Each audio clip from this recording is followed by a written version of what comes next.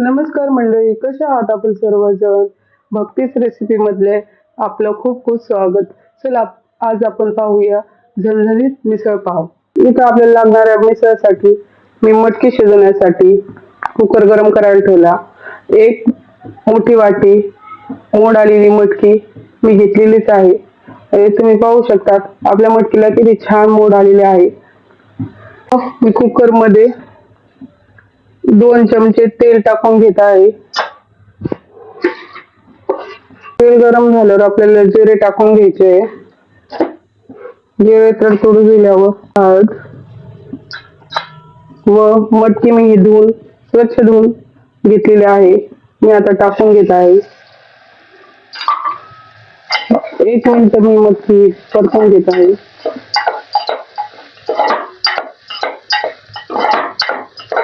आपल्याला कुकरच्या फक्त 2 शिट्ट्या काढून घ्यायच्या आहे. मटकीला अशी छान सवय यावं म्हणून मी शिजताना थोडं मीठ पाव चमचा टाकत आहे व आपल्याला शिजेल एवढं इतकं पाणी घालून घ्यायचं आहे मटकीमध्ये. आता मी याला झाकण लावून मध्यम आचेवर 2 मिनिटं काढून घेत आहे व आपली मटकी शिजतं आपण मसाल्याची तयारी करून घेऊ. इथं मी मसाला भाजण्यासाठी लोखंडाचा तवा गॅसवर ठेवून घेतलेला आहे. इथं आपण खडे मसाले आपल्या मिसळसाठी लागणारे खडे मसाले, त्यामुळे आपल्या मटकीला छान स्वाद सुगंध छान येतो. इथं मी 1 तेजपत्ता घेतलेला आहे, 1 दालचिनीचा तुकडा घेतलेला आहे, 2 हिरवे वेलची घेतलेले, 4 लवंग घेतले, 4 काळी मिरी व 2 चमचे पांढरे तीळ घेतले. हे आपल्याला छान सुगंध येऊपर्यंत भाजून घ्यायचे.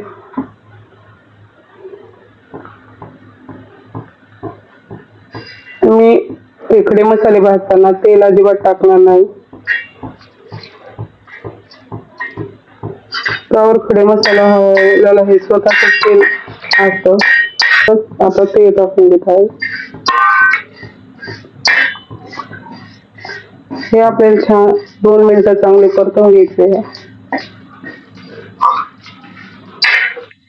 व याच्यामुळे आपल्या मिसळला छान सुगंध टेस्ट खूप छान येते. हे ते असे भाजताना उडतात ना म्हणून गॅस बारीक करून घ्यायचा. आता मग आपलं हे मसाले सर्व भाजलेले आहे. मी आता प्लेटमध्ये काढून घेत आहे.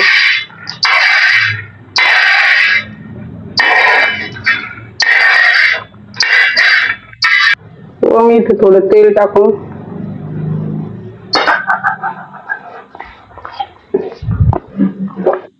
इथे मी मध्यम आकाराचे 2 कांदे उभे चिरून घेतलेले, ते आपल्याला छान लालसर रंगावर भाजून घ्यायचे आहे. पाहू शकता तुम्ही आपला कांदा हा चांगला लालसर परतलेला आहे व मी आता कांदा हा तव्यावरच एका बाजूला करत आहे. तुम्हाला तव्यावर जमत नसले तर तुम्ही एका प्लेटीत काढून घेऊ शकता. इथे मी थोडं खोबरे घेतलेले तुकडे करून ते चांगले लालसर भाजून घेत आहे. तुम्ही पाहतच असताना आपलं खोबरे पण हे छान भाजलेलं आहे. मी आता खोबरे पण एका साईडला करून मी इथं मध्यम आकाराचं टोमॅटो उभं चिरून घेतलेलं आहे, ते पण आपल्याला छान परतून घ्यायचं आहे. याच्यामुळे आपल्या भाजीला दाटसरपणा मिसळला येईल व चव पण छान लागेल. छानपैकी आपले टोमॅटो पण परतून झालेले आहे. मी आता हे सगळं मिक्स करून एका ताटात काढून आपल्याला सगळं मिक्सरला बारीक वाटून घ्यायचं आहे. आपण वाटून घेऊया. तयार आहे. पहा तुम्ही किती बारीक वाटून घेतलेला आहे. चला आपण आता आपण कढईत मिसळच्या रसाची तयारी करून घेऊ. मी इथं कढई गरम करायला ठेवली.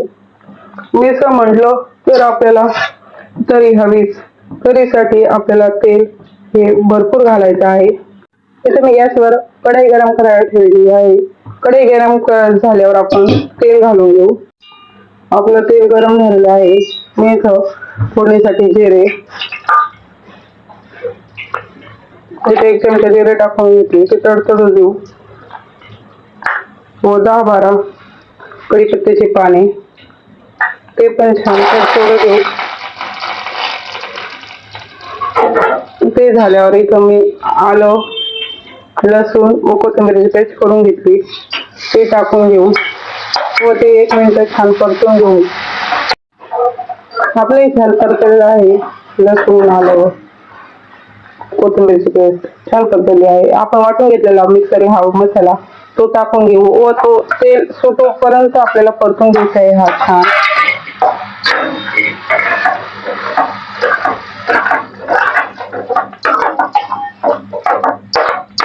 पाहू शकता आपल्या मसाला किती छान तेल सुटलेले आहे व आपला मसाला परतत आलेला आहे.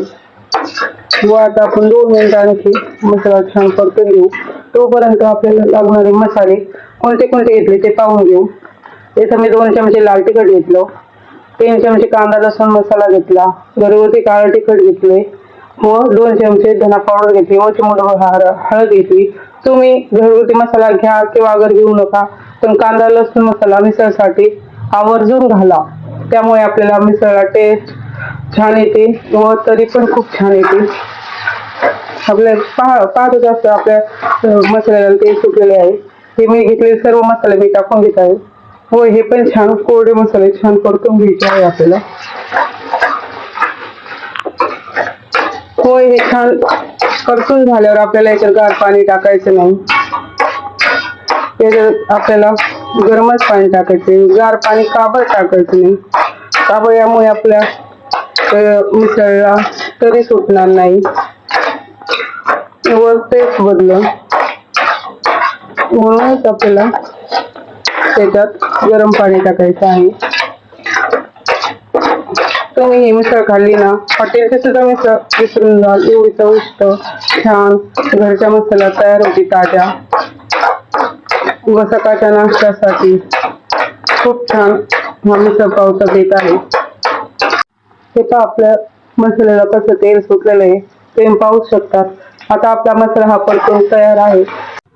तुम्हाला कितपत घट पातळ हवी आहे तसं तुम्ही करू शकता. माझी मिसळ 5 ते 6 माणसाला आरामशीर पुरेल अशी झाली आहे. आपण आता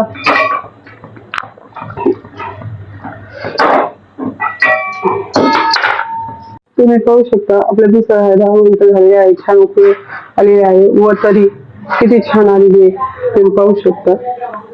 व आता आपण त्यावर थोडी कोथिंबीर घालून घेऊ. आपली मिसळ ही खाण्यासाठी तयार आहे.